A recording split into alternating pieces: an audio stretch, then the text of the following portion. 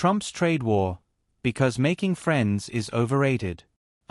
Donald Trump, the man, the myth, the walking embodiment of hold my beer foreign policy. Fresh off another bout of economic brinkmanship, Trump has managed to do what few thought possible: unite Canada and Mexico in mutual facepalming.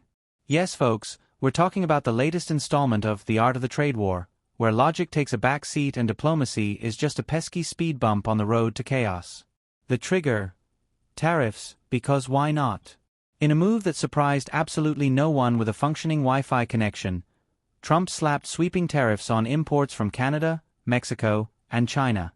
Because nothing says strategic genius like picking fights with your top trading partners.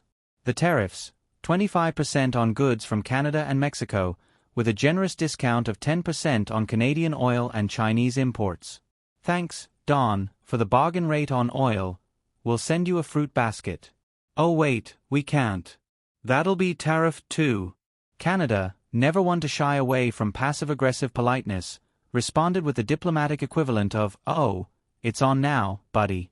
Prime Minister Justin Trudeau, armed with his signature hair swoosh and steely gaze, announced retaliatory tariffs targeting $30 billion Canadian, roughly $20 billion US worth of American goods. Items include beverages, cosmetics, and paper products, because nothing stings like overpriced lipstick and tissues to cry into.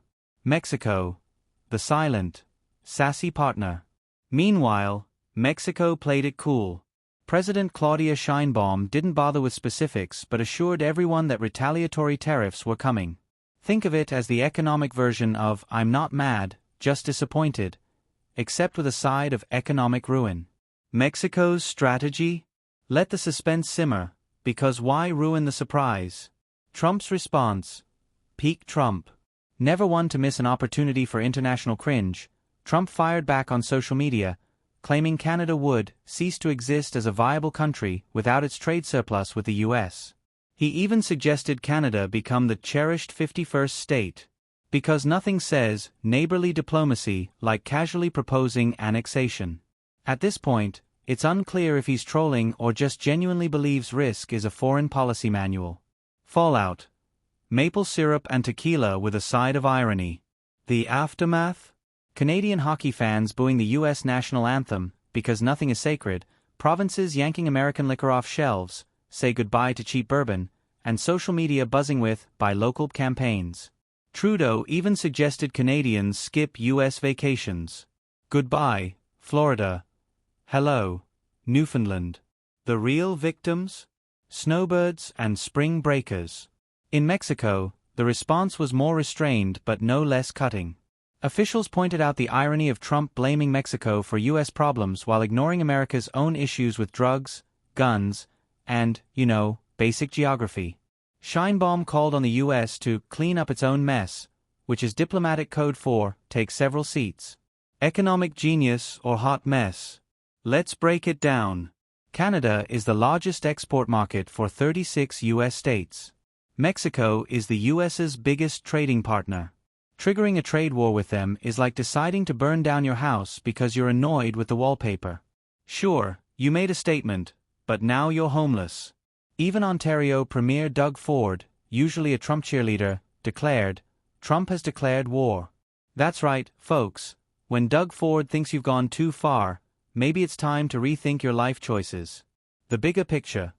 America first, allies last. Trump's approach boils down to this: if you're not winning, you're losing, and if you're my friend, you're probably screwing me over. The problem? Trade isn't a zero-sum game. It's more like Jenga. Pull out the wrong piece, and the whole thing collapses. But hey, at least you looked tough while it fell. Final thoughts. A masterclass in economic facepalming. In the grand tradition of Trumpian diplomacy, this trade war is less about strategy and more about vibes.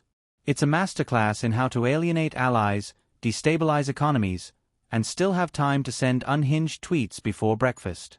So here we are, standing in the economic rubble, wondering how we got here. Spoiler alert. We voted for it. Stay tuned for the next episode of As the Tariffs Turn, where logic is optional, and the stakes are always unnecessarily high.